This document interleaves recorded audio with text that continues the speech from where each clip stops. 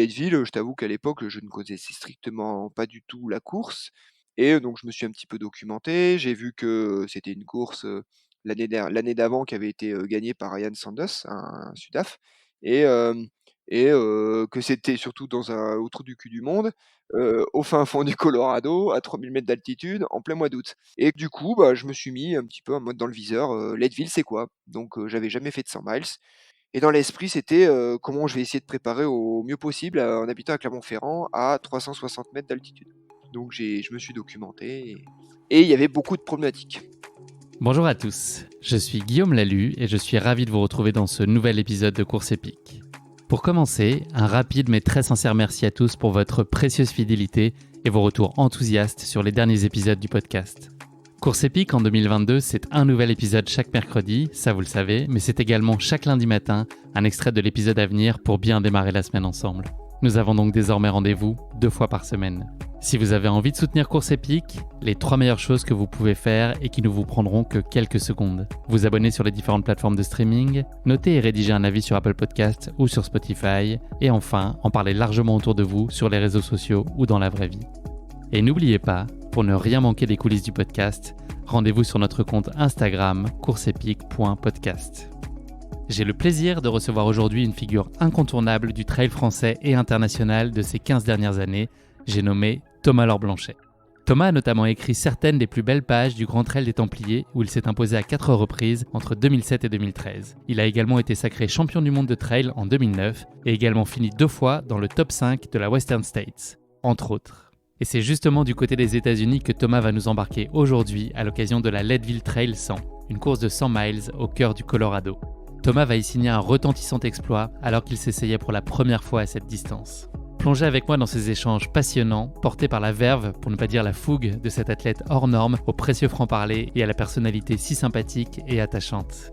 Mais je ne vous en dis pas plus. Thomas va vous raconter tout ça bien mieux que moi. Bienvenue dans notre nouvel épisode de Course Épique, Leadville de Lumière. Bonjour Thomas, je suis ravi de te recevoir dans ce nouvel épisode de Course Épique. Thomas, tu es revenu il y a peu, au moment où nous enregistrons cet épisode, d'un stage à Tenerife avec l'équipe ASICS. Vous n'avez pas l'air d'avoir été trop malheureux là-bas, ça va? Ça s'est bien passé? Bah, écoute Guillaume, merci de m'accueillir, au micro. Alors, on n'a pas été malheureux. Alors je vais faire mon français. Ouais, mais bon, il a pas fait super beau. Ouais, il faisait que 23 degrés, c'est ça? Ouais, il faisait 23 degrés, puis on a pris de la pluie quand même, donc moi je suis désolé quand je quitte, mon Clermont natal, pour aller à Tenerife, Un j'attends autre autre chose. standing. Ouais, ah ouais, un autre standing s'il vous plaît, donc non, c'était, Le buffet du mardi après-midi était pas super en plus, en la plus, ouais, Macédoine. j'avoue que ça nous a on nous a ressorti une salade de fruits, qui était déjà de la veille, donc non, j'étais pas très content. Mais non, non, c'était un grand plaisir de pouvoir, reprendre un petit coup de soleil dans l'hiver parce que c'est vrai que ça aide à passer l'hiver et puis, finalement quand on est rentré, on est en mode, finalement tout le monde est en t-shirt en France, donc finalement ça se passe, plutôt bien cette fin d'hiver, douce. Et le printemps qui se profile. Voilà, Exactement, les meilleurs jours qui arrivent. exactement. Thomas, on va revenir évidemment plus tardivement sur ton parcours sportif un peu plus en détail. Est-ce que tu pourrais te présenter de façon plus générale et nous dire un petit peu qui tu es pour nos auditeurs qui ne te connaîtraient peut-être pas pour certains? Alors, bah, si je me présente d'un point de vue générique, Thomas Lord-Blanchet, homme, 42 ans, brun, 1,80 m. Dans la vraie vie, je suis, kiné-ostéo, j'ai un cabinet sur Clermont-Ferrand. Je suis papa de 2 enfants, 2 filles, 12 et 14 ans, donc voilà. Je suis marié à Anne-Sophie, que je connais depuis que j'ai 12 ans et qu'on aura peut-être le loisir d'en rediscuter, tout à l'heure, quand on évoquera, la course. Et voilà, à côté de ça, bah, voilà, je suis multicarte. J'ai, monté une start-up avec un copain, Run Advisor, qui se développe tout doucement, avec qui on a des perspectives, super enrichissantes sur les 2022. À côté de ça, bah, j'interviens, comme tu l'as mentionné, auprès d'une marque, ASICS, dans ma casquette de team manager, du team, trail. Voilà, grosso modo, ce qui Tu m'occupe. travailles aussi pour une agence, Ibex Alors Outdoor? oui, alors à l'agence Ibex, oui, c'est vrai. Merci de me le rappeler, alors L'homme aux 52 casquettes, j'avais oublié cette casquette-là. Oui, effectivement, j'ai à côté de ça, je suis entraîneur, dans une structure qui est Ibex Outdoor, donc c'est une agence multicarte, mais avec un volet entraînement sportif dans lequel je suis le référent et qui fait également, tout ce qui est, événementiel, accompagnement de stratégies, de communication auprès de certaines marques. Voilà pour, ouais, grosso modo pour ce qu'il en est des au moins des casquettes connues et où les moins connues arriveront, mais j'en ai voilà. La partie Mais visible de l'iceberg, c'est ça. Il y a déjà quoi remplir, je pense, des semaines assez rapidement et assez facilement avec tout oui, ça. bah, oui, j'anticipe, je sais que j'anticipe les volontiers les journées de plus de 24 heures, mais je commence à empiéter sur la nuit, sur certaines journées. Thomas, on va revenir, plus particulièrement sur ta pratique sportive. On va un peu remonter le temps et rembobiner. Est-ce que tu peux nous parler, de la place que tenait le sport dans ton enfance, dans ton adolescence? C'était, déjà très présent et tu vivais déjà au contact du sport de façon très marquée? Ou est-ce que tu tenais à distance, du Alors sport? ouais, on a un espèce de biais de sélection parce que mes 2 parents étaient profs de PS. Alors, non pas, alors ils nous ont au-delà de l'aspect, culture sportive, je dirais que c'est, des 2 personnes qui ont pu nous avec ma sœur et moi, nous accompagner énormément et être ultra disponibles pour notre pratique personnelle, sportive. Donc on a été des ados, et assez finalement bons parce qu'en gros on a eu le loisir de l'évoquer ensemble, mais voilà, j'ai été en équipe de France de triathlon, jusqu'à ce que je rentre en école de kiné.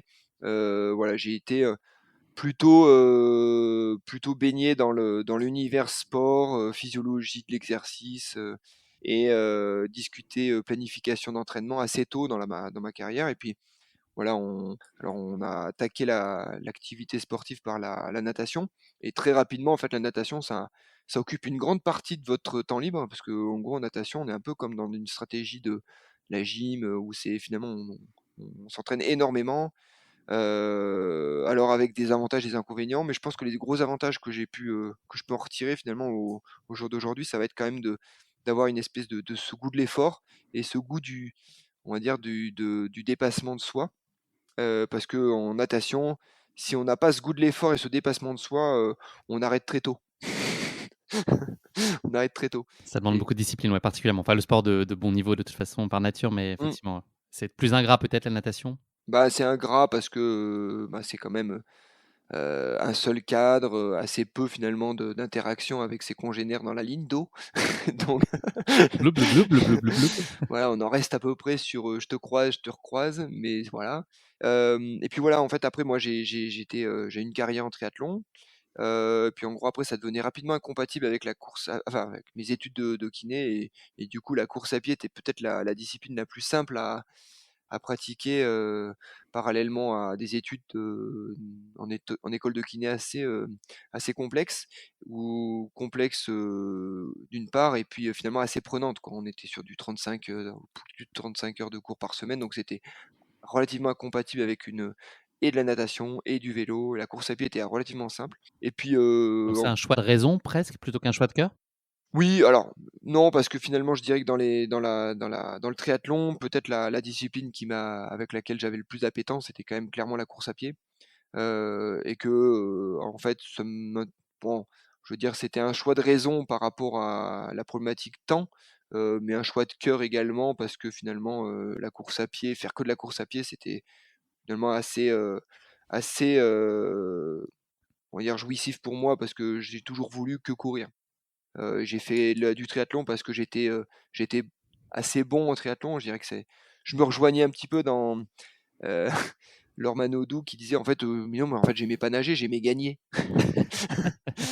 Donc oui, on a été un petit peu on va dire entre guillemets, «élevés» un peu à la culture de la oui, de la performance et de la hiérarchie, sportive, en fait. Donc du coup, rapidement, en gros, mes choix de carrière ont été, tout du moins avant de me mettre au trail, ont été dictés par ma capacité à être performant, d'un point de vue hiérarchique. Ta clé d'entrée sur la course à pied, ça a été donc la route plutôt? Ou très vite le trail a trouvé sa place? En tout cas, qu'est-ce que tu as aimé aussi, au moment d'aller un peu plus, poser le pied sur les sentiers plutôt que sur le bitume? Qu'est-ce que ça t'a ouvert peut-être comme nouveau champ des possibles? Alors moi, j'habite à Clermont-Ferrand, donc on est, Clermont-Ferrand est en bas d'une cuvette, avec, en fait, en sommet, toujours un petit peu cette vision sur le Puy-de-Dôme, qui est pas une montagne, forcément, je dirais majestueuse ou, je vais dire symbolique, mais enfin, elle est fortement symbolique pour les Clermontois, mais on est un point culminant à 1 500 mètres d'altitude, c'est pas non plus, foufou, mais, on a quand Ça même a de cette l'allure quand même, c'est beau. Moi, j'y suis allé, j'ai fait une course il y a pas très longtemps là, la Directissime, où on ouais? descendait de d'en haut et c'est quand même, majestueux, moi, je trouve. Tu es Oui, modeste.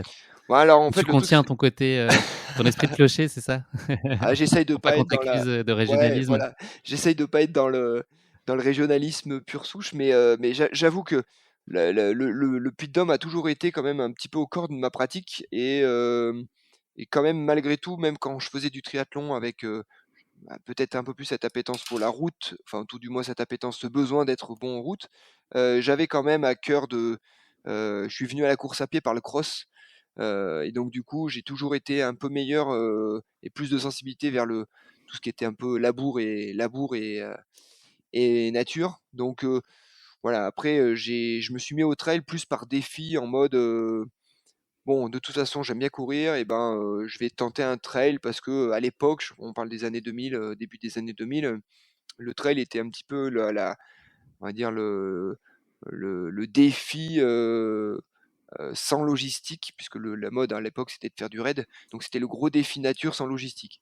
Est-ce qu'il y a un moment particulier où tu as eu le sentiment d'avoir, compris que tu avais probablement des aptitudes, et une capacité à performer qui était intéressante et prometteuse? Est-ce que c'est toi qu'on a pris conscience? Est-ce que c'est, le regard qu'on a pu porter, sur toi de par ton entourage, sportif ou familial? Est-ce qu'il y a un moment où tu t'es dit: «OK, là, ça vaut peut-être le coup que je pousse un peu plus loin parce que j'ai des capacités»? Bah, voilà, comme je te l'ai évoqué juste avant, je dirais à 20, moi j'ai mon premier trail, j'avais 22 ans, et j'étais quand même globalement dans la stratégie qui voudrait que, bah, tu bon quand t'es premier en fait. Pas t'es bon parce que, tu as exploité le plein potentiel de tes capacités en fait. Là, l'idée c'était, bon, bah, j'ai fait le trail, j'étais en mode défi, 55 bancs, 2 500 mètres de dénivelé, à l'époque ça paraissait fou, alors que maintenant quand tu as 20 ans et que tu as pas encore fait l'UTMB, tu es en retard.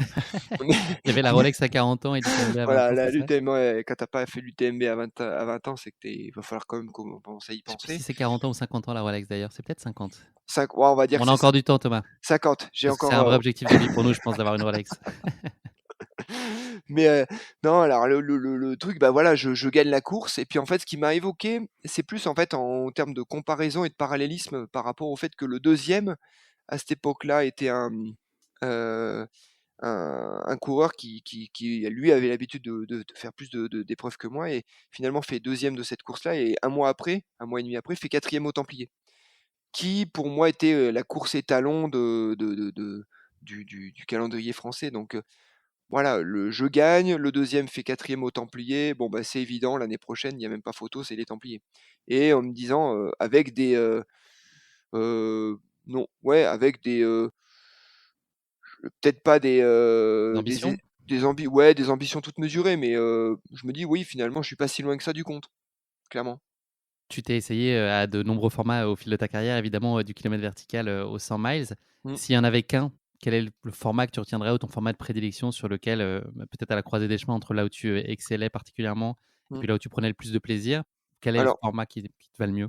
moi, je suis venu au trail pour gagner les Templiers et j'ai, en fait, construit, ma stratégie d'entraînement, ma stratégie je dirais de vie, plus largement parlant parce que, bah, moi je me suis mis, en couple, relativement tôt et que, très tôt en fait les vacances étaient tournées vers, l'objectif, templier. Très tôt les vacances étaient tournées vers, une planification pour être, bien fin octobre donc, je dirais que ma distance de prédilection était, et ben, le 50 miles, tu vois? Donc c'est-à-dire autour de entre 70 et 80 kilomètres à peu près et puis un terrain pas trop montagne, mais quand même un peu montagne, pas trop courant, mais quand même un peu courant.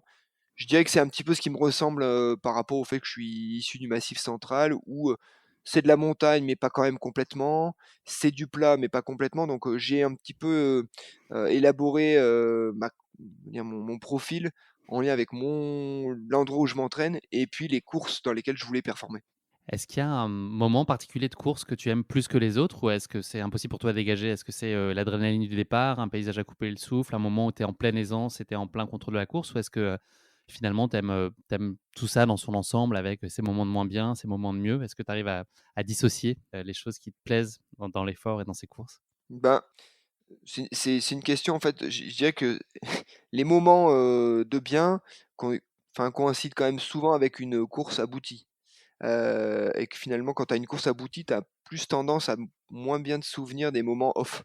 ou des moments où tu étais pas très bien. Donc je dirais que les moments où que j'apprécie plus facilement, bah, effectivement, c'est quand tu l'impression que tu as maîtrisé le sujet et qu'à l'arrivée, finalement, tu passes la ligne d'arrivée en disant: «Bon, OK, je suis premier, bah, c'est bien, mais je suis 2, 3, 4, 5, 12, 20». J'ai quand même l'impression d'avoir réussi, à tirer le meilleur parti de ce que j'étais capable de produire ce jour-là et que à partir de là, je dirais que les meilleurs moments, c'est voilà, quand tu commences à prendre conscience que, heu, voilà, le gâteau est pas si mal. Il y a pas la cerise aujourd'hui, mais finalement mon gâteau, je suis assez satisfait de mon gâteau et donc en général, c'est le dernier tiers de course, tu vois? Où tu as vraiment l'impression. Après si je devrais me souvenir, enfin, retenir à un moment donné qui est assez sympa, je trouve, en trail et qui a assez peu finalement dans les autres courses, ou courses à pied qui graviteraient autour de l'environnement course à pied, c'est qu'on a quand même la capacité entre elles à souvent partir de nuit, ou tout du moins avoir une partie de nuit et cet moment où, finalement ça fait quand même un petit peu de temps que tu cours et que le soleil se lève, voilà, tu dis: «Ben, OK, bah, maintenant c'est parti, la journée s'élance», et que voilà, le fait d'être dehors avant le lever du soleil et de voir ce lever du soleil en pleine nature, je trouve il y a quand même toujours une petite symbolique, vers, l'ouverture du champ du possible et toujours une espèce de moment en disant: «Ouais, en fait, on n'est pas grand-chose, ce soir, ça va quand même se coucher, donc je vais essayer de passer une belle journée». On va beaucoup parler, de la Leadville 100 aujourd'hui, à l'occasion de cet épisode. Tu as couru évidemment, bon nombre d'autres courses, mémorables un peu partout, sur le globe, en France, mais aussi ailleurs. Je vais te demander, de façon assez, express, en mode quiz un peu, de me dire quelles ont été, pour différentes raisons, les courses qui t'ont particulièrement marqué. La course la plus exigeante que tu aies connue jusqu'à maintenant? Je dirais que Grand Raid ouais, le Grand Raid. Je pense que j'ai pas du tout le profil. Le timing, pour moi, pour préparer le Grand Raid, il est pas bon. J'ai ma femme est prof, j'ai 2 filles, donc globalement, le gros de la préparation se passe globalement en été et c'est presque la partie de l'année où j'ai envie d'être le moins disponible pour m'entraîner. Donc Grand Raid, pour moi, c'est clairement la course qui m'a posé, qui me posera, j'en sais rien, parce que j'en sais rien si je me remettrai un jour au départ, mais qui me pose le plus de problèmes et dans laquelle j'ai l'impression d'être le moins apte. La course la plus surprenante? La course la plus surprenante, En bah, bien je ou en dirais pas bien d'ailleurs, une ouais, bah, surprise? alors ça va pas être forcément très, très changeant, mais je dirais que Leadville a été surprenante dans plein d'aspects, on y reviendra, mais dans l'aspect avant, pendant et après. La course où tu t'en es particulièrement mis plein les yeux? Il y en a beaucoup, j'imagine? Ouais, il y en a beaucoup, Le plein Grand Raid les yeux. encore? Alors Ouais. le Grand Raid, oui, clairement. Alors bon, je vais la classer dans la catégorie des courses, mais je dirais que c'est la PTL.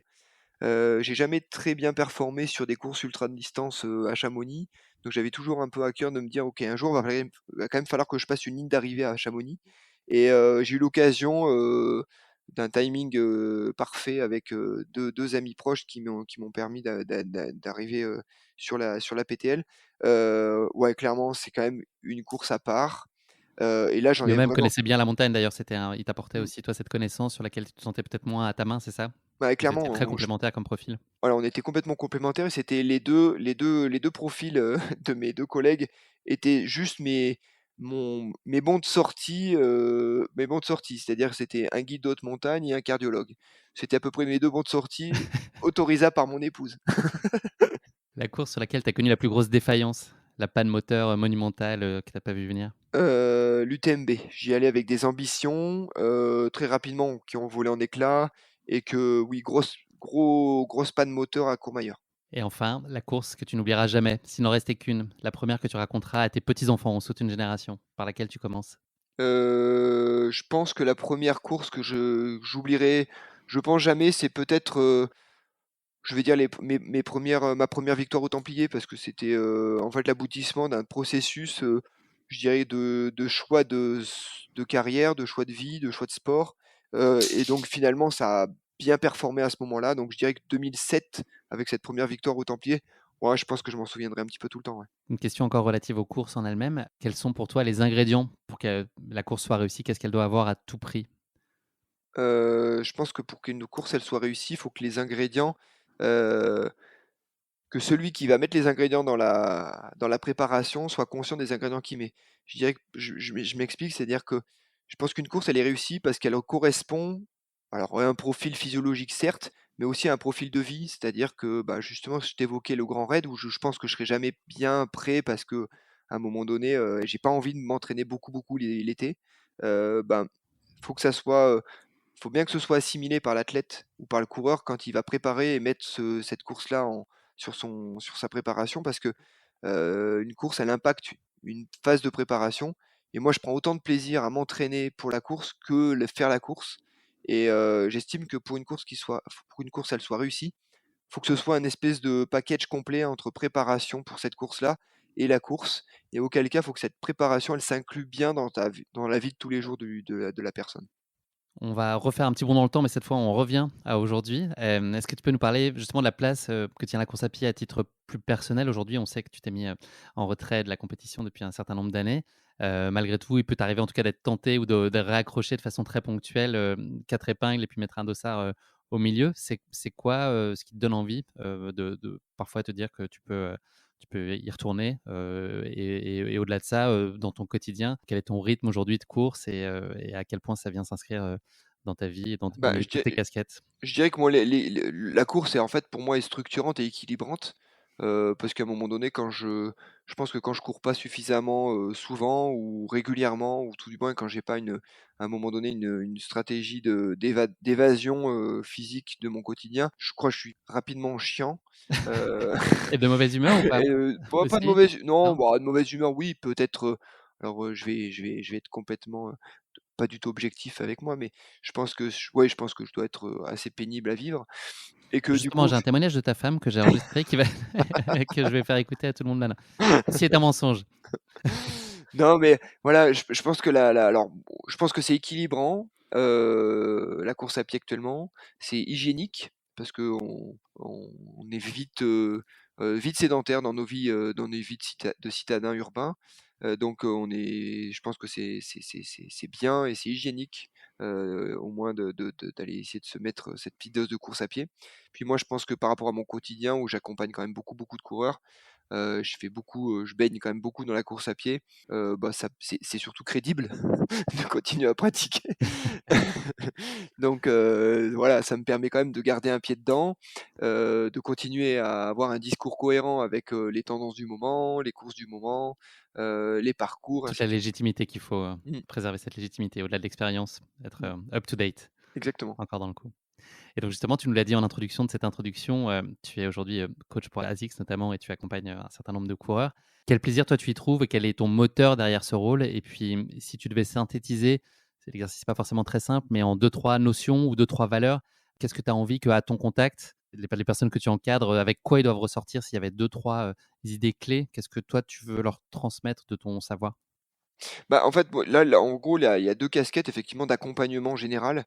Je dirais que sur la partie, ASICS, mon accompagnement, il est plus en lien avec on va dire une personne ressource. Donc ça serait, de l'entraînement, mais aussi par exemple des choix de course, des choix de carrière, des choix de matériel, des choix de planification, de façon un peu plus large. Pour la partie IBEX, je dirais que mon accompagnement, il était plus en lien avec un une suite logique d'accompagnement par rapport à l'athlète blessé. J'avais, bah, quand même beaucoup, beaucoup de problématiques avec, la personne qui est blessée. Elle a souvent, la plupart du temps, en lien avec des erreurs d'entraînement et que, en gros, au lieu de m'arrêter dans mon accompagnement une fois que la personne, elle peut reprendre l'entraînement et ben, en fait, continuer à l'accompagnement, continue, pardon, à l'accompagner pour éviter de réitérer les mêmes erreurs d'entraînement. Donc, proposer finalement un accompagnement plus général de, avant, pendant et après la blessure. Voilà, ça serait l'idée. Après pour tout ce qui va être, des conseils généraux pardon, ça serait, je dirais que, au jour d'aujourd'hui, il faut vraiment comprendre que la course à pied s'inclut dans une pratique, enfin dans une pratique, dans une vie, souvent très prenante et que, sans rester on va dire que, une pratique loisir. On peut être performant, mais il faut quand même que ce qu'on disait, c'est que, le sport doit être au service, de votre vie en général et pas l'inverse, quoi. Et que, je dirais que la pratique du sport et notamment du trail qui reste quand même une discipline complètement mineure, j'aime bien reprendre une, des phrases ou tout du moins des idées Éric Lacroix qui était sur l'aspect, en fait, il y a une grande différence entre réussir sa vie et être performant. Donc j'essaye quand même d'inculquer ça un petit peu à ceux qui pourraient, avoir envie de m'écouter ou et que globalement, en gros, faut quand même rester dans un truc, dans une pratique équilibrante. Dernière question de cette première partie, Thomas. On l'a dit, également, tu es, entrepreneur, donc tu as développé avec, des fidèles partenaires l'application Run Advisor. Est-ce que tu peux nous dire ce qui a tu as décidé à lancer dans ce projet? Habituellement, on sait que des initiatives comme celle-là sont portées par un besoin personnel, parfois inassouvi. On se confronte à quelque chose en se disant: «Mais ça n'existe pas, moi j'en ai besoin, il faut que je me lance». Puis est-ce que tu peux nous en dire plus sur les services qui sont aujourd'hui proposés par Run Advisor? Alors là, clairement, Run Advisor, on est dans la stratégie de la startup, en mode, j'ai un de mes plus chers amis, en fait, qui a eu, une expérience, on va dire fluctuante, oui, ou tout du moins réussie avec une première startup. Et donc il cherchait à remettre le couvert sur une startup, en lien avec, notre sensibilité, commune qui était en lien avec la course à pied. Donc, tu sais, tu as toujours ce pote avec qui tu cours et tu dis: «Ouais, tu trouves pas ça serait pas une bonne idée si on faisait ça?» Et que, bah, à un moment donné, ça a été une espèce d'alignement des astres et qui dit: «Bah, non seulement c'est une bonne idée, mais en plus on va le faire». Et donc C'est du coup Mathieu, là, c'est ça, Mathieu c'est Fillon? Mathieu Fillon, voilà, et avec qui on a partagé, du pacing de marathon, des sorties en montagne, et que l'idée générale du projet c'était, ouais, ben, et si on proposait une application couteau suisse tout en un avec, justement, une aide au choix de chaussures, un calendrier, des magasins, tout un environnement running friendly, autour de la course à pied, le restaurant, l'hébergement. Avec une Et dimension communautaire très marquée voilà, aussi? avec une ind plus on va dire, plus on participe à l'application, plus on capitalise des points qui vous donnent des avantages, sur, une plateforme communautaire. Et voilà, plus on participe à partager ses parcours, plus on participe à partager ses bons plans, plus finalement on a une capacité à grandir un cercle vertueux pour capitalisant des avantages, sur nos partenaires. Et que voilà, l'idée c'est justement, moi je suis très, Hem, je donne assez facilement. Et le concept de partager son territoire, partager ses bons plans, partager son point de vue sur la pratique, je trouve que pouvoir le réunir dans une application, c'était assez, ouais, c'était vraiment ce qui m'avait, motivé à poursuivre cette aventure-là. Tout se passe comme prévu? Vous êtes, en ligne avec votre, roadmap et la trajectoire que tu imaginais? Ouais, alors on a eu une première année finalement assez, enfin, on va dire, Le avec Covid dans les dents? ouais, avec une conjoncture, favorable, puisque finalement on s'est retrouvé avec pas mal de temps libre, puisqu'on a lancé en 2019. Donc, en 2019 tout le monde avait un peu de temps, enfin fin 2019, début 2020, donc tout le monde a eu beaucoup, beaucoup de temps. Donc on a eu du temps pour peaufiner les choses et lancer correctement la fusée. Et là, la fusée, alors, il y a des hauts, des bas, hein, c'est le principe même de la start-up, hein. Mais globalement, si on prend, un laps de temps relativement long, on est plutôt plutôt largement au-dessus de notre guideline. Très bonne nouvelle. Merci beaucoup Thomas pour, cette, première introduction. On va passer maintenant à notre rubrique de la basket chinoise. C'est un format de portrait chinois version sportif, des 3 questions de cette basket chinoise. Si tu étais un personnage fictif, qui serais-tu?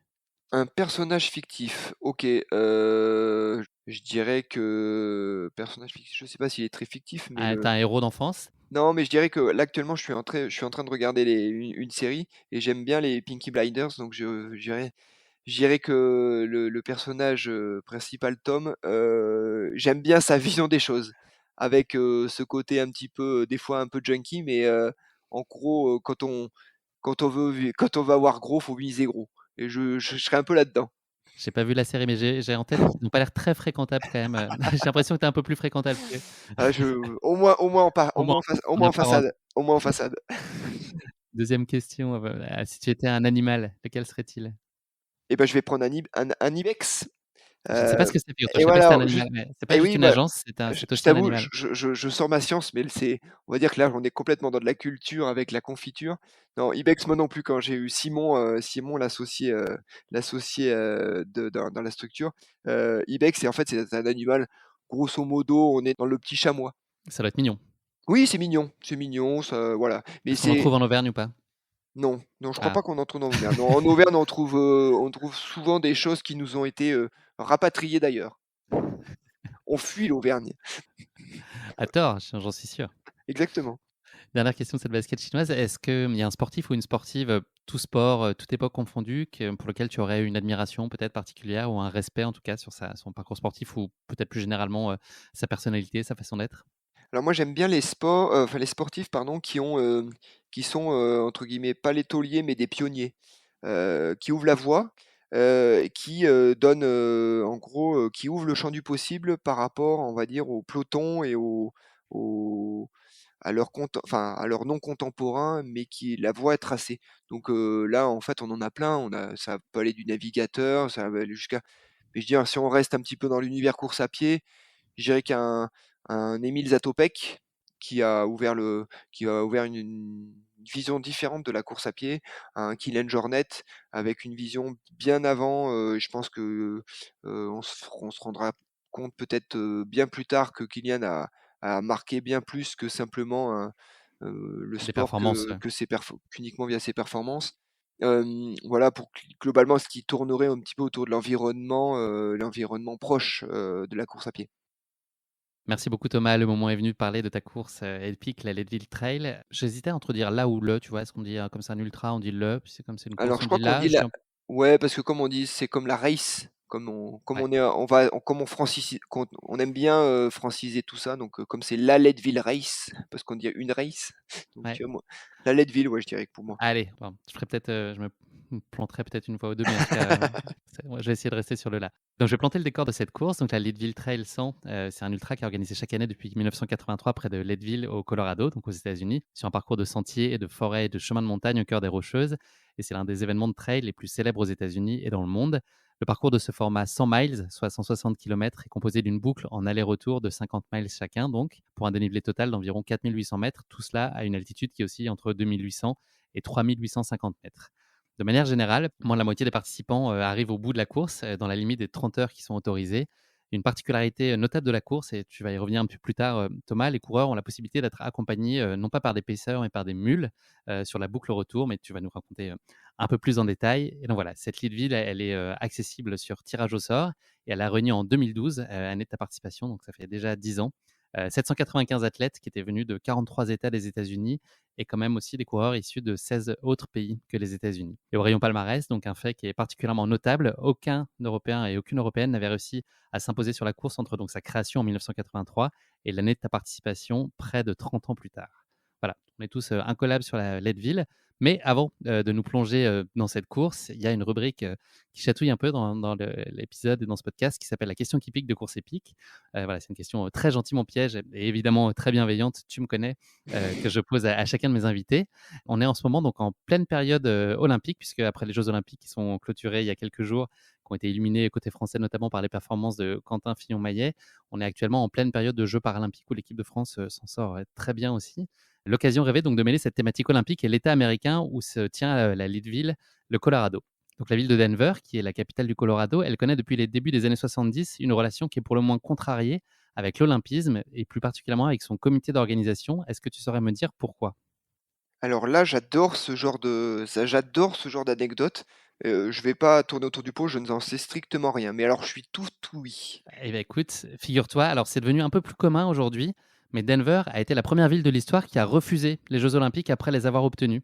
D'accord. Donc elle a été désignée en 1970 pour accueillir les Jeux olympiques d'hiver et dans le dossier de candidature, il était prévu, enfin il était annoncé en tout cas que 80 des installations existaient déjà et en fait ce joli scénario, il s'est fracassé un peu à la réalité économique puis la volonté d'un homme politique, Richard Lamb, qui a découvert qu'en fait, le budget avait été totalement sous-évalué, donc de 20 millions de dollars qui à l'époque était énorme puisque le budget avancé était de 15 millions.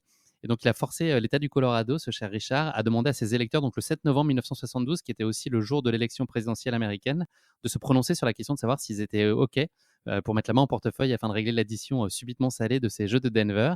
Et donc voilà, Richard Nixon a été élu président américain et pendant ce temps-là, 6 habitants du Colorado sur 10 ont dit non à ces Jeux en parallèle. Et donc la semaine suivante, le CIO a retiré les Jeux à Denver, comme le prévoit le fameux article 36 de la Charte olympique que tu connais évidemment aussi bien que moi. Et donc voilà, et donc en fait, ils ont dû redistribuer ensuite ces JO de 1976. Donc il y avait 4 villes qui étaient en lice, et notamment Chamonix. Je ne sais pas si tu le savais, mais c'était une des villes qui avait été envisagée, et c'est finalement la ville autrichienne de Innsbruck qui a été retenue OK. pour les les JO de 76, qui est une très bonne année puisque c'est mon année de naissance aussi. Donc voilà, c'est une année qui m'est très chère. Donc voilà, je ne sais pas si on peut traiter de Denver de dernier dinosaure de l'olympisme, mais une chose est sûre, en tout cas, ils ont ouvert la voie à des nouvelles villes puisque depuis, il y a des villes comme Oslo, Innsbruck à nouveau, Saint-Moritz, Sion qui ont refusé les JO d'hiver qui sont tenus en Chine là, donc tout récemment.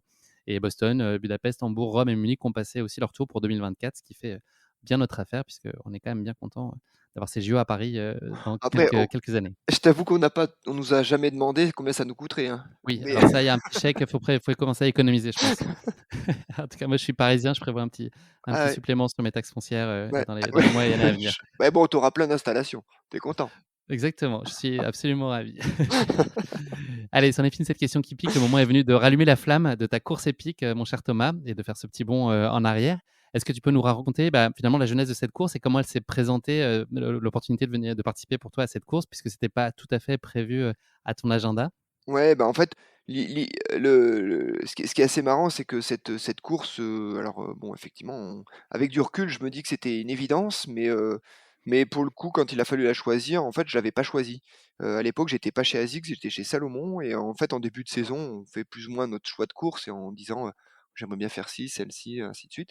Moi, j'avais choisi de faire la CCC, sur lequel à l'époque, c'était un espèce de mini tremplin avant de dire: «OK, bah, la prochaine fois je ferai l'UTMB», mais en gros, j'ai senti quand même que, chez Salomon, ils étaient pas forcément très motivés que je fasse la CCC. On était déjà beaucoup à faire la CCC et que mon profil était finalement assez peu, valorisable, sur une CCC et donc ils m'ont dit: «Non, toi, on aimerait bien que tu fasses Leadville». Et Leadville, je t'avoue qu'à l'époque, je ne connaissais strictement pas du tout la course et donc je me suis un petit peu documenté. J'ai vu que c'était une course, l'année d'avant qui avait été, gagnée par Ryan Sanders, un Sudaf et que c'était surtout au trou du cul du monde, au fin fond du Colorado, à 3000 mètres d'altitude, en plein mois d'août. Donc à l'époque, j'avais mes 2 filles, qui étaient relativement jeunes. Elles avaient, 4 et 2 ans et ma femme qui était prof. Donc il a fallu, entre guillemets «amener la truc» en mode, et ben, l'année prochaine, on va aller faire les enfin là, on va aller faire Leadville. Donc moi, il était hors de question que je me pointe, pour une course à 3000 mètres d'altitude tout seul. Donc en gros, j'ai dit à Salomon: «OK, par contre, c'est femme et enfants et puis on un petit peu avant parce que 3 semaines, ou mois d'acclimatation». Il me dit: «Non, non, mais pas de problème». On arrivera, à caler on va dire le projet L'agenda, tout le monde, voilà ouais. le projet, famille Laure Blanchet là-bas et que du coup, bah, je me suis mis un petit peu en mode dans le viseur, Leadville c'est quoi? Donc j'avais jamais fait de 100 miles et dans l'esprit c'était, comment je vais essayer de préparer au mieux possible, en habitant à Clermont-Ferrand à 360 mètres d'altitude. Donc je me suis documenté et il y avait beaucoup de problématiques. La course, elle a un lien particulier avec la France, et plus particulièrement avec les Templiers, dont tu as écrit évidemment, certaines des plus belles pages. Est-ce que tu peux nous raconter, c'est pas vraiment une anecdote, mais c'est quand même une façon de boucler la boucle. C'est très tendance la boucle à Leadville d'ailleurs, Mmh. et C'est vrai, c'est vrai. Alors en fait, pour la petite histoire, en allant faire Leadville, moi j'allais faire Leadville avec, ma femme et mes 2 filles. OK dans un projet un peu plus global, mais heu, en regardant un petit peu plus de plus près, en gros, je fais Leadville et puis je me rends compte que quand même il y a une certaine, ressemblance avec les courses un peu à la mode templier. Et en fait, c'était pourquoi? Parce que, Gilles Bertrand, l'organisateur des Templiers, avait anticipé, enfin avait tu avais dû voulu f faire, ouais. ouais, il avait voulu faire la course des Templiers en, en mimétisme des courses à l'américaine et les courses à l'américaine, c'est effectivement, beaucoup de courses où en fait ça court quand même pas mal. Et lui, il avait fait un voyage aux États-Unis et il est tombé amoureux finalement de cette vision de la course à l'américaine. Pas mal de courses, enfin pas mal de parties roulantes où on court. On est clairement en mode, la course à pied est un moyen de locomotion et ça c'est je te parle, je pense que c'était, bah, donc c'était avant 1995 et donc en découvrant ces courses-là, il a voulu, impulser, on va dire, ce même profil de course sur les Templiers et sur le plateau du Larzac, qui ressemble quand même relativement étrangement à, un plateau du Colorado et pour la petite histoire, mais en fait, moi, je fais Leadville et à l'arrivée de Leadville, je vois, Gilles Bertrand et Odile Baudrier, à l'arrivée. eux ne savaient même pas que je faisais la course et moi, bien entendu, je savais même pas qu'ils étaient sur la course et donc ça a été un petit peu le comme quoi quand tu veux aligner les astres, tu y arrives. Je me suis dit en gros, je viens faire, Leadville, pas forcément comme, 1 choix, beh, finalement en fait, je me reconnais complètement dans cette course-là parce qu'elle représente en fait finalement la en un peu plus long ce pourquoi je suis venu au trail et en gros venir passer la ligne d'arrivée, et trouver sur la ligne d'arrivée, Gilles Bertrand et Odile Baudrier, voilà, j'ai trouvé trou c'était juste Il y a un assez, bel alignement, ouais. ouais, c'était juste un alignement parfait. Est-ce que tu peux nous parler des 3 semaines qui ont précédé, donc le départ de la course et ton arrivée en famille? Est-ce que tu as réussi à bien, prendre possession, des lieux, du terrain et à tirer déjà des premiers enseignements sur, ton état de forme, sur, comment la course pouvait, se présager pour toi? Et ben, en fait, quand j'ai su que finalement la course, donc départ de Leadville, c'est la ville la plus haute, des États-Unis, donc ça serait du voilà, La c'est la plus ville haute, Haute, hein, pas la plus haute. On est oui! d'accord? Ah non, alors par contre pas du tout, par contre. Oui, Pas du tout. c'est plutôt minier, c'est ça, hein, de ce que j'ai Ouais, on compris, est ouais. voilà, c'est en fait, pour la petite histoire, l'idée de la course était, 80 kilomètres, demi-tour et on revient par la même route, et les 80 kilomètres qui consistaient finalement à aller jusqu'à la mine pour aller, découvrir en fait, Winfield. Winfield, c'était c'est le demi-tour de Leadville et bah, l'idée c'était que d'arriver suffisamment en avance pour m'acclimater à l'altitude et donc dans cette stratégie-là, moi, j'ai consulté, je suis quand même quelqu'un qui est un peu jusqu'au boutiste et que du coup, quand, il y a une problématique hypoxie, ou tout du moins course avec une dominante altitude, je me suis rapproché de quelqu'un que je connais, plutôt très bien. C'était Vincent Pialou qui était, à l'époque, qui avait fait sa thèse, sur l'entraînement en hypoxie en altitu avec, entraînement en altitude et du coup, je dis m'a un petit peu drivé sur ce modèle-là et il m'a dit: «Bah, pour moi, si je voulais performer, je louais une tente hypoxique et puis je dormais, 3 mois sous la tente à il me dit: «Honnêtement, tu auras pas une plus-value par rapport à y aller un tout petit peu plus avant, dans la mesure où ton but c'est pas d'être bon en altitude. Enfin le but c'est pas de te servir de l'altitude pour être bon en plaine. Ton but c'est d'être bon en altitude, dans une course en altitude. Donc tu gagneras forcément à gagner un petit peu d'acclimatation et de temps d'acclimatation». Donc finalement on est parti, début juillet pour une course, à peu près mi-août et l'idée c'est qu'on a fait en fait par palier. On est arrivé, on a été dans un premier temps à Salt Lake City et avec une course de préparation. Puis en fait après nous on est monté à Boulder, qui était à 1 800 mètres.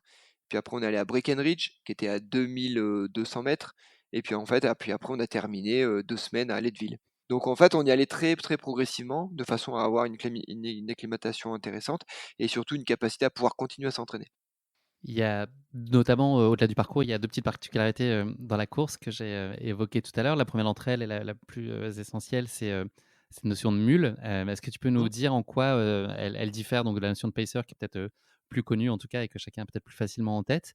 Et puis nous raconter comment toi, ton casting s'est organisé parce que c'est quand même, Mmh. assez étonnant la façon dont ça s'est passé. Et le deuxième point, une fois que tu m'auras raconté tout ça et que tu auras partagé ça avec nous, peut-être sur la barrière horaire qui est un peu particulière puisqu'il y a, une barrière horaire en fait, sur la course et pas de différents points d'étape. Enfin voilà, nous raconter un peu, comment c'est Et ben, organisé. en fait, les courses à l'américaine, en fait, on a une capacité à pouvoir, être accompagné et cet, accompagné, en gros, pacing, c'est le meneur d'allure et ce meneur d'allure, il y a 2 stratégies.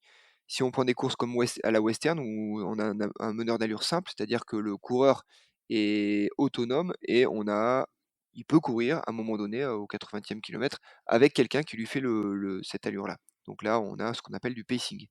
Donc on n'a pas le droit de tout enfin le paisseur n'a pas le droit de toucher ou aider le coureur. Donc le coureur porte lui-même son matériel et la différence avec Leadville qui est le mulling, alors le mulling, c'est justement le paisseur qui peut lui être, une aide au port du matériel, sac à dos, ravitaillement, c'est pour ça que souvent les photos sur Leadville en fait, les gens sont souvent, assez vite, dévêtus. Heu et sans aucun ravitaillement sur eux. Donc la partie mulling, en fait, c'est intéressant à Leadville parce que finalement on peut changer de mulling, enfin de muller au fur et à mesure de la course et puis chaque, heu, chaque capacité à pouvoir changer son de stratégie est intéressant parce qu'il y a une partie qui est un peu plus vallonnée, donc peut-être qu'on prend quelqu'un qui est, qui est peut-être plus à l'aise en montagne pour porter le matériel et puis une partie qui est un peu plus roulante, donc peut-être que là, on va prendre quelqu'un qui a la capacité à pouvoir courir un peu plus vite et ben, moi, en fait, mes pacers, qui m'ont porté aussi mon matériel, en fait, ont été plus ou moins un non-choix et je me rends compte que finalement dans la vie, on fait avec ce qu'on a et pas avec ce qu'on enfin, on fait avec ce qu'on a au moment où on doit l'avoir et moi, en gros, ben, à l'époque, c'était Anna Frost avec qui on voyageait beaucoup parce qu'on était souvent sur les mêmes événements et en gros, je devais, finalement, avoir une stratégie d'accompagnement de la part de l'équipe Salomon. Manque de bol, il y avait une épreuve, concomitante avec le Leadville qui était, Pikes Peak Marathon et donc une bonne partie de l'équipe est allée à Pikes Peak Marathon et a laissé, Thomas Lorblanchet, sa femme et ses 2 filles en mode, «Mais tu vas t'en sortir, t'inquiète pas». Anna est restée là parce qu'à l'époque, pour la petite histoire, que ça reste en off, hein, On bien le répète à entendu, personne, hein. Je compte voilà. sur nos auditeurs. Elle était en couple avec Anton Krupika, donc du coup, forcément Anton Krupika qui était aussi sur Leadville, a permis que Anna Frost reste aussi également à Leadville. Et mettre des Mais donc somnifères, dans tes alors je non, non, dans c'est le pas allé jusque non, non, non, pas non, je pas non, non, plaisante. ah et non, mais pour coup, Anna Frost m'a quand même bien aidé puisque finalement c'est elle qui s'est occupée de gérer un petit peu toute cette partie, meneur d'allure. Donc Elle a casté elle pour a toi, mouillé voilà, elle a plus. casté, elle a mouillé le maillot, pour une bonne partie et puis elle m'a trouvé, Soli, quelqu'un qui était assez bien bâti pour justement porter bien plus que simplement mon ravitaillement. Donc bon, ça a été une expérience, je pense inoubliable, parce que justement je pense que la c'est encore plus beau quand c'est partagé, quoi et que les courses à l'américaine ont cette capacité à justement à transcender, les émotions parce que justement, elle est partagée toute la journée. Et l'autre petit point de détail, c'est ça, c'est qu'on a 30 heures pour faire la course et donc Ouais. il y a pas de barrière horaire intermédiaire, en gros. Si tu as fait, 120 bornes sur les 120, au bout de 30 heures, tu t'arrêtes là et puis, voilà. Alors c'est moi quand je suis arrivé, c'était assez bluffant parce que je les trouvais tous un peu, kékés les Américains à se trimballer dans la ville avec voir leur ceinturon, finisher, du 100 miles de machin, finisher de la Western Bidule. J'ai dit: «Oh non». Enfin bon, OK, ça faisait un peu genre, je viens chercher mon dossard avec, le t-shirt, de la course d'avant, quoi et je trouvais qu'il y avait une certaine, en gros, il y avait une grosse valeur ajoutée à cette espèce de ceinturon et en fait, avec du recul, j'ai compris pourquoi parce que en gros, il y a effectivement un cut de 30 heures et ce cut de 30 heures, quel que soit en gros, au moment où vous en êtes, si vous faites 30 heures et 5 secondes, si vous êtes à 50 mètres de la ligne d'arrivée, bah, vous serez pas classé, quoi. Donc Sachant faut que 30 heures, faut c'est peu, hein, c'est ça, tu m'expliquais c'est dans tes jours clairement préliminaires, peu. c'est moins de la moitié du Eh ben, double, oui des et ouais. enfin, moins ouais, c'est C'est-à-dire ça, que, moins du double. moins de la moitié du double, moins l'âge du capitaine divisé par le pi, La racine carrée mais de 3, ouais. non, Bon, c'est en moins de fait, 30 heures moi versus, 16 heures à peu près pour les premiers, c'est ça? voilà et donc moi je fais 16h20, je fais en gros 16h20, sur la course, donc ça veut dire que moins de 30 heures et ben, enfin à 30 heures, tu as clairement pas fait, plus du double du vainqueur, donc si on faisait ça sur pas mal de courses en Europe, on aurait ouh là là, ça serait le tollé général parce que si on enlève, à l'UTMB, si au bout de 40 heures on classe pas, ceux qui sont derrière, ça en fait une bonne partie et donc du coup, finalement, on se rend compte que le fait que, ben, vous êtes finisher classé sur la Leadville, bah, clairement ça classe une certaine, catégorie de coureurs, quoi et au bout de 30 heures, alors ce qui est marrant, c'est que le départ est donné avec un coup de fusil, donc le vainqueur a la cartouche du départ et à l'arrivée, les 30 heures sont clôturées au coup de fusil et la cartouche est donnée au dernier. C'est beau. C'est beau. Donc voilà, c'est tous ces petits trucs. Moi, j'accorde énormément d'importance à la symbolique, aux images, ça fait énormément de valeur ajoutée, je trouve, à l'histoire de la course et tous ces petits trucs là, j'adore moi. Quand je vais sur les courses, j'adore ce genre de petites Le petit supplément symboliques. d'âme, ouais, Ah ouais, effectivement. Ça en dit ouais, c'est beaucoup juste sur l'esprit de ouais, ceux qui l'organisent. exactement. Thomas, je pense pas qu'on l'ait dit, mais c'est la première fois, que tu t'essayais au format, 100 miles. Mmh. Est-ce que c'était possible pour toi d'avoir des ambitions, très claires? Alors, et si oui, est-ce que c'était, des ambitions de victoire? Et puis, juste pour parler de la start list, est-ce qu'il y avait, des concurrents? Bah, tu as parlé d'Anton notamment. Est-ce qu'il y avait certains concurrents que tu regardais un petit peu du coin de l'œil, en tout cas, tout particulièrement? Est-ce Alors, que tu peux nous dire un peu dans quel état d'esprit tu étais, d'un point de vue plus performance? ah bah, à cette époque-là, il y avait pas le classement ITRA, donc on connaissait pas trop les valeurs vraiment intrinsèques des gens. Donc j'avais bien des noms, Nick Clark, des gens qui faisaient référence à l'époque sur le circuit 100 miles américain. Donc j'avais, Anton, en plus Anton qui avait à l'époque, comme pacer, il avait, Dakota Jones et Scott Jurek. Donc du coup, toi tu arrivais avec, bon moi mes pacers je les connais pas encore, mais Anna Frost s'en occupe. Donc c'est vrai que pour le combat était assez vite perdu d'avance. Mais du coup, oui, j'avais pas forcément de j'y allais vraiment quand je suis sur une ligne de départ, j'ai pas de complexe, hein. Donc je pars du principe que si je suis sur une ligne de départ, c'est que j'ai une capacité à pouvoir être performant. Donc du coup, j'y vais sans complexe.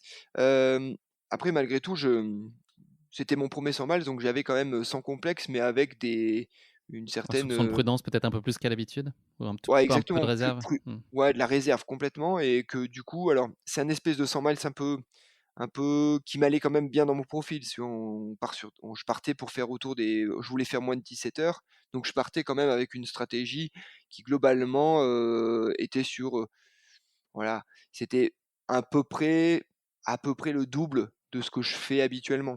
Donc c'était pas non plus, stratosphérique par rapport à mon format habituel. Chose qui est plus compliquée, par exemple, dès qu'on commence à courir 20 heures, 25 heures, comme, un grand raid, comme un UTMB. Donc, j'étais quand même sur un profil qui pouvait m'arranger. Mais après, clairement, j'ai eu la chance du débutant en mode, voilà, je m'étais bien préparé, j'avais à peu près identifié les paramètres, qui allaient être pesants pour la gagne. Donc, oui, j'étais quand même, à peu près bien préparé. Et surtout, je pense, j'y allais avec, des ambitions, mais la peur. Et que la peur, évite de faire des erreurs. Ça y est, nous sommes le 18 août 2012, donc le grand jour est arrivé. Enfin, c'est plutôt la grande nuit puisque, le départ se fait, à 4 heures du matin. Est-ce que tu peux nous projeter un peu dans le contexte et l'atmosphère dans laquelle tu es sur la ligne de départ? Donc, on est en pleine nuit, j'imagine, c'est compliqué de profiter du décor, mais, je crois que c'est aussi, enfin, j'ai lu que ça avait été un moment qui avait été, assez émouvant pour toi, au cœur de cette, ancienne ville minière, qui vit, beaucoup autour de la course. Ouais. Quel souvenir tu gardes de cette, ligne de départ? Bah, en fait, la ligne de départ, c'est la ligne de départ à l'américaine, hein. Il y a une arche, une banderole, on est loin de la cérémonie, de départ de l'UTMB. Et la nuit a été, suffisamment, reposante, mais pas tant que ça. Le stress, premier er 100 miles, ainsi de suite. Et que du coup, on vit dans un espèce de mobil-home, beaucoup, beaucoup de mobil-home, à Leadville. C'est pas la ville la plus riche des États-Unis. Donc on avait, réussi à louer un espèce de mobil-home. Donc je dormais dans ce mobil-home avec, mes 2 filles et ma femme. Voilà, ouais, grosse appréhension, le réveil qui sonne à 2 heures. On commence à préparer, à déjeuner rapidement. Et puis on va à pied, sur la ligne de départ. Et puis là, on sent que l'atmosphère un petit peu, alors fortement symbolique, parce que, les gens qui sont aux manettes de la course sont très, très, à cheval sur tout ce qui va être, respect des valeurs, respect des coureurs qui sont sur la ligne de départ. Mais avec, cet esprit un petit peu à l'américaine sur le trail, à savoir on fait les choses sérieusement sans vraiment se prendre au sérieux. Donc, voilà, on moment solennel, mais plus solennel intérieur par rapport à, pas vraiment de fioriture autour. Est-ce que tu peux nous raconter, les premiers kilomètres de la course ou les premières dizaines de kilomètres? Puisque tu avais décidé, tu nous l'as dit, de partir avec un tout petit peu de réserve. Malgré tout, le rythme, ça rigole, pas tant que ça. C'est plutôt soutenu. Donc comment se passent, ces 1 dizaines de kilomètres? Alors les premières dizaines de kilomètres en fait c'est assez roulant. Alors, c'est assez roulant jusqu'à au moins jusqu'au 60e. Donc, je dirais que les premiers kilomètres, entre guillemets, «me favorisent» par rapport à des gens qui couraient un peu moins vite. Parce que moi, j'avais quand même le profil de quelqu'un qui court plutôt bien. Donc, c'est vraiment quelque chose qui, on suit le pourtour d'un lac, avec, rapidement, en gros, cette grande ligne droite, en fait, qui est assez symbolique sur Leadville. En fait, les photos, pour ceux qui ont eu l'occasion de voir les photos, c'est une espèce de ligne droite de 10 kilomètres quasiment de route qu'on longe, et que, voilà, le jour se lève à ce moment-là aussi. Donc, toute cette première partie qui se fait de nuit, on se rend pas trop compte et que donc ce qui est assez marrant, c'est que, comme en fait les 80 kilomètres du retour sont exactement les mêmes, en fait on a vraiment l'impression, que c'est un deuxième parcours au retour parce que, il y a pas mal de parties qu'on a fait de nuit, qu'on va faire de jour. Donc, le départ est assez, oui, est assez, comme tous les ultras d'ailleurs, la première heure on la voit jamais passer.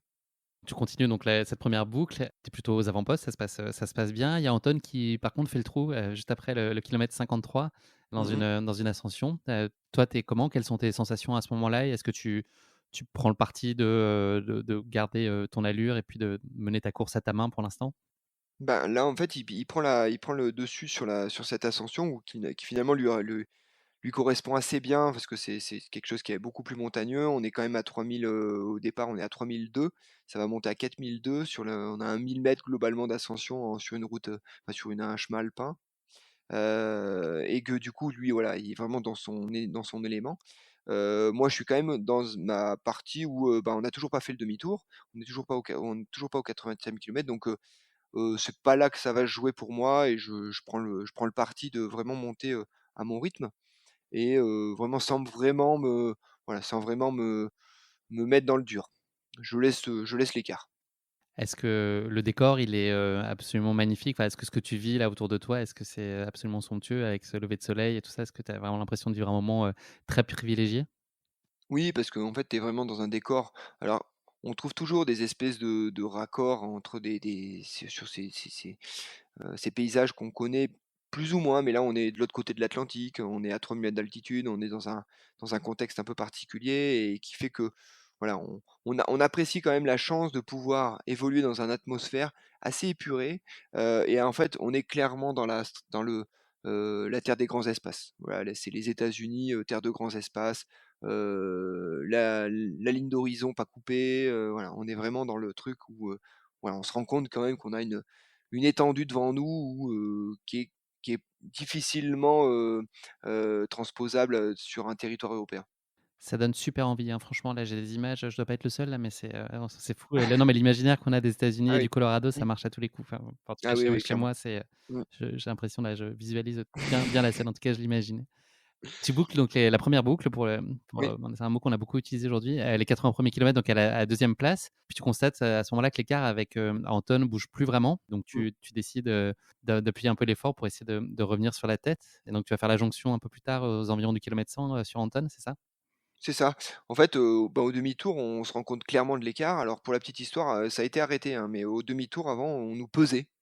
Donc on nous pesait à la remise des dossards et on nous pesait au demi-tour pour, comparer, combien on avait perdu et s'ils estimaient qu'on avait trop perdu, on devait, s'arrêter pour boire. Donc c'était totalement débile parce que quand on regarde maintenant les études scientifiques sur le sujet, il y a pas aucune corrélation entre, le poids perdu, et le degré d'hydratation, mais bon bref. Mais bon, pour le coup, c'est arrêté. Mais bon, c'était assez marrant parce que ça rajoute encore Au folklore? à Bah, ouais. au folklore de voilà, du demi-tour. Mais là, en fait, finalement, je me rends compte que l'écart est pas si conséquent après avoir eu un montée, une descente et je me dis: «Ben, voilà, je pense que l'écart peut rester comme ça». Et je vois quand même, on se rend compte quand même de la de la de la tête des gens, en fait. On voit qu'au demi-tour, il est devant, mais il est beaucoup moins facile que ce que je peux l'être et donc je me dis: «Bon, de toute façon, je pense que je vais le revoir» et là, en fait, là, c'est la partie où, Anna Frost prend le relais et là, en fait, au demi-tour, on commence à récupérer l'épaisseur. Donc Anna Frost me fait mon premier relais, donc bah, on remonte, chose complètement débile, on remonte ce qu'on vient de descendre parce que quand même, il faut comprendre que le demi-tour est juste en bas de la descente, hein, donc on Évidemment. fait le demi-tour et on remonte exactement ce qu'on vient de faire, hein.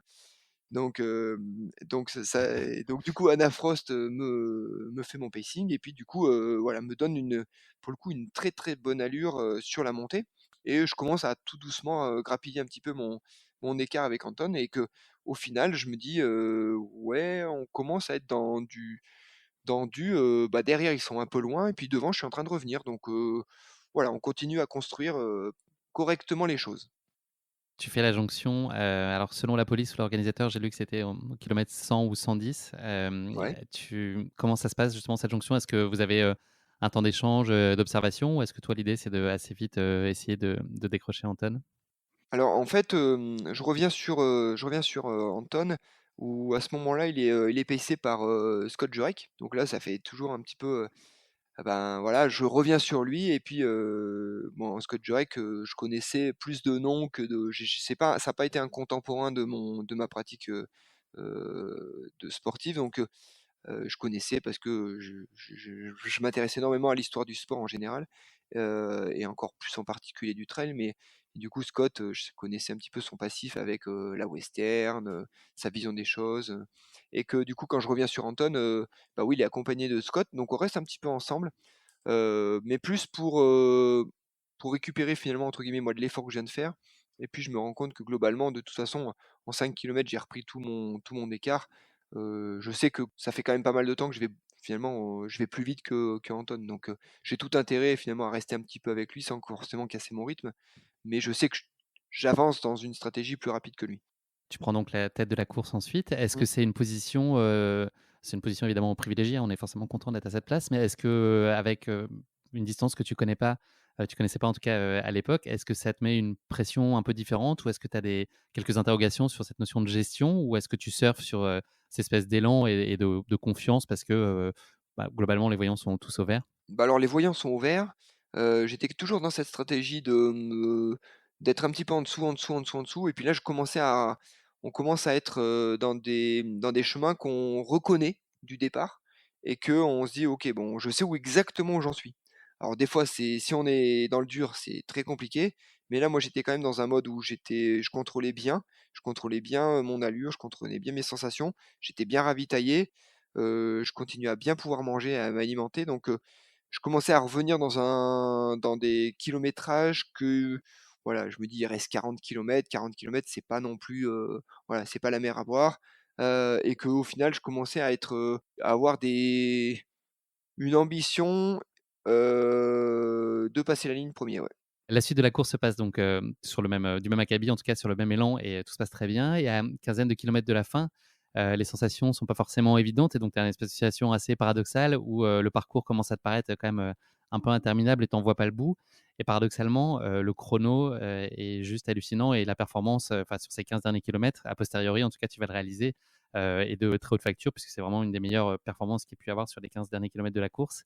Mmh. C'est comment tu vis, bah, ces tout derniers kilomètres justement? Qu'est-ce qui prend le dessus? C'est la difficulté et la lassitude, psychologique et mentale ou est-ce que c'est aussi encore les bonnes sensations physiques qui font que tu arrives à tenir l'allure finalement, Bah, là, en fait, tu vois, on arrive aux 15 derniers kilomètres. En gros, globalement, il reste 2 heures de course. Donc, en gros, ça fait 14 heures que je cours. Heu, c'est relativement nouveau, en fait, pour moi, puisque du coup, moi, j'avais toujours été un petit peu autour des 10 heures, maximum 10 heures, allez 10, entre 8 et 10 heures max. Donc là, c'est nouveau. Donc j'ai des sensations nouvelles en termes de douleur, en termes on va dire de stratégie, d'alimentation. Tout est un petit peu nouveau en fait, mais heu, mais quand même dans ma tête, j'avais mon plan de marche, je savais très bien où j'en étais, je savais que j'étais en train de faire un bon chrono, que tout était encore ouvert.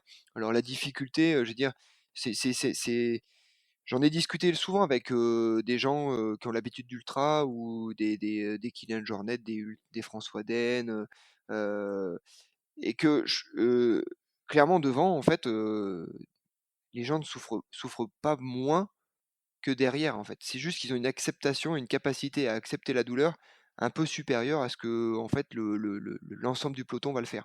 Et que, hem, bah, je me rends compte que oui, je suis défoncé, oui, j'ai mal aux jambes, mais je suis quand même dans une stratégie et dans un chrono où je sais que je suis en train de faire quelque chose de bien. Et donc du coup, on me dit: «Bon, bah, écoute, quitte à ce que ce soit bien, et ben, on va faire en sorte que ce soit très bien». Et donc du coup, je me suis un peu pris au jeu, et finalement, effectivement, je fais les 15 derniers kilomètres plus rapidement que le record, de la course, qui était de Matt Carpenter et qui était de 15 heures à l'époque, qui était 15h40. Et donc je finis extrêmement bien, ouais. Donc ouais, mais je me suis un peu pris au jeu, clairement.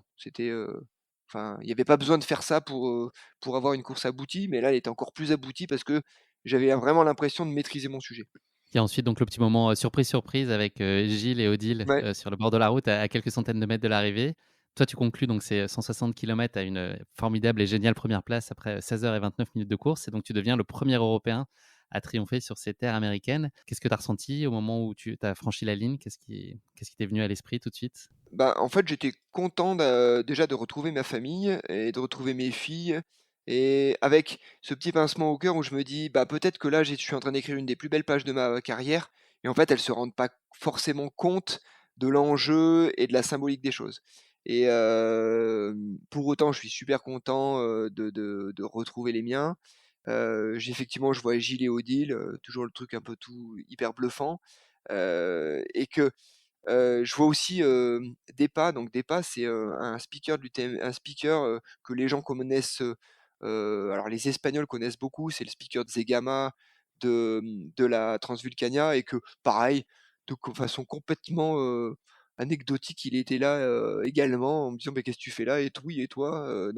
C'était assez marrant de voir tous ces gens qui ont un peu, jalonné ma carrière à se retrouver, au même moment à 22 heures à 21 heures du soir en plein fond du Colorado, donc ouais, je suis assez content de pouvoir avoir en fait, avoir cette course assez aboutie et d'avoir maîtrisé les choses. D'avoir maîtrisé j'aime bien, avoir, cette capacité à me dire: «OK, j'avais quelque chose à faire, je suis en parfait petit soldat, j'ai fait les choses propres, ça s'est bien passé, je valide ma première expérience sur 100 miles» et voilà, j'étais vraiment content d'avoir du projet, en fait. C'est comme Hannibal dans l'Agence Touriste là qui dit, «J'adore quand Exactement. un plan se déroule sans accroc», là on est là-dedans. Tu avais pas le Mais cigare mais j'avais pas le c'est l'idée. cigare, ouais, mais j'étais exactement voilà, le plan sans accroc, c'était exactement la l'image qui vient. Après la fin est très, très, très, très longue parce que comme tu le disais, en fait, on fait l'aller-retour donc voilà, les 3 derniers kilomètres, tu sais vraiment ce qui te reste. Est-ce que ça a eu, une portée supplémentaire, d'être le premier et encore aujourd'hui, le seul Européen à y avoir triomphé? Bah, alors tu sais, ces statistiques, pour l'instant le seul, machin, en fait, on s'en rend plus compte après coup que pendant. Et ce qui est assez paradoxal, c'est que, j'ai eu presque plus de félicitations quand, le bouquin, comment il s'appelle? Born to Run est sorti, est sorti, non, a été traduit en français. J'ai eu presque plus de félicitations, post, traduction du À froid, livre, ouais, c'est ça, ouais, ouais que et dans que, l'instant. Mmh. voilà et que, tout cet aspect, le chrono, en fait, on se rend compte du chrono et de la qualité du chrono quand, finalement, bah, le chrono on se rend compte que les années passent et que le chrono baisse pas forcément donc on se dit: «Ben, voilà, c'est ouais, en fait, finalement, on a fait un truc pas mal, en gros, ce jour-là». Quelles ont été, tu penses, les clés de ta victoire? Qu'est-ce que tu penses que tu as un peu mieux fait que les autres? Un peu mieux fait, je pense que j'avais la capacité à vraiment cibler un objectif et que, en 2012, on était quand même déjà un petit peu dans cette stratégie de faire beaucoup, beaucoup de courses et que moi j'avais un espèce de projet d'été qui était, gagner Leadville et que, j'ai ciblé ça de façon assez entre guillemets «rigoureuse» et ça a occupé une bonne partie de mon année à préparer ça correctement et convenablement, que ça s'inclut bien dans, mon travail, dans ma vie familiale et ainsi de suite et que ça a été, peut-être ça qui a fait que, ça a créé de la virtuosité autour de ce projet. Est-ce que c'est une course qui a tenu toutes ses promesses? Oui, bah, bien au-delà parce que je pense que ça m'a fait découvrir, le trail à l'américaine. J'y allais pas forcément je ce qui est assez paradoxal, c'est que j'y allais pas forcément avec, à la recherche de réponses à des questions, mais finalement quand je suis revenu, j'avais beaucoup, beaucoup de questions et ça m'avait un peu, éduqué vers, ce que je voulais faire sur le restant de ma carrière. Donc elle a eu quand même un impact assez majeur dans ta trajectoire. Oui, clairement, oui, oui. Non, non, ça m'a eu je pense qu'il y a eu il y a eu un après et un avant Leadville. Hem, non pas forcément sur l'aspect sportif, mais sur l'aspect, vision de la discipline. Question, toujours très difficile, s'il y en avait qu'une, l'image que tu retiendrais de cette Leadville? S'il y en avait qu'une, oh, je pense que quand ma femme m'attend, sur la ligne d'arrivée. Parce que, ma femme, en fait, on se connaît depuis qu'on a dès l'âge de 12 ans et qu'on a partagé, finalement bien plus de choses ensemble que séparément et que ça rajoutait une sacrée belle pierre à notre construction commune. Merci beaucoup Thomas d'être revenu avec nous sur, cette Leadville. On va parler, maintenant un tout petit peu d'avenir. Est-ce que tu peux nous Oui. donner les grandes lignes de ton année 2022? On sait qu'il y a beaucoup justement de composantes dans ta vie professionnelle, personnelle, sportive. Quels sont tes grands rendez-vous de l'année? Qu'est-ce que tu as envie de réussir? Qu'est-ce qu'on peut te souhaiter en tout cas de réussir cette année?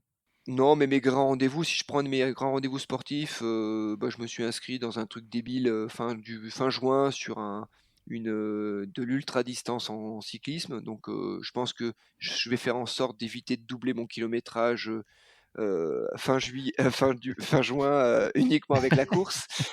Donc essayer de réussir à trouver du temps pour préparer cet événement. Voilà, après d'un point de vue plus, professionnel, on est sur un agrandissement de mon cabinet, donc que tout se passe bien, qu'on arrive à ouvrir à temps.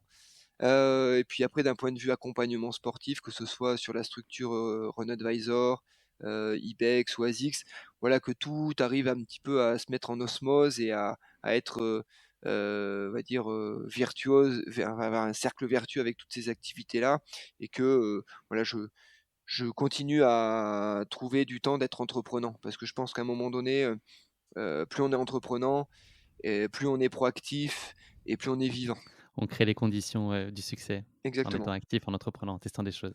exactement. Thomas, je te propose de conclure cet épisode et c'est ma dernière question avec non pas le mot de la fin, mais le motto de la fin. Est-ce que tu aurais une devise, une citation qui est un peu l'expression de ta philosophie de vie? Alors, moi j'en ai plein, et puis j'adore, j'adore ces petites phrases qui sont finalement anodines, et puis quand on y réfléchit plusieurs fois, on se rend compte qu'il y a un petit peu de fond. Je dirais que je sais pas de qui c'est, mais ça guide souvent ma pratique. Je dirais qu'il n'est pas nécessaire d'être bon pour entreprendre, ni de réussir pour persévérer.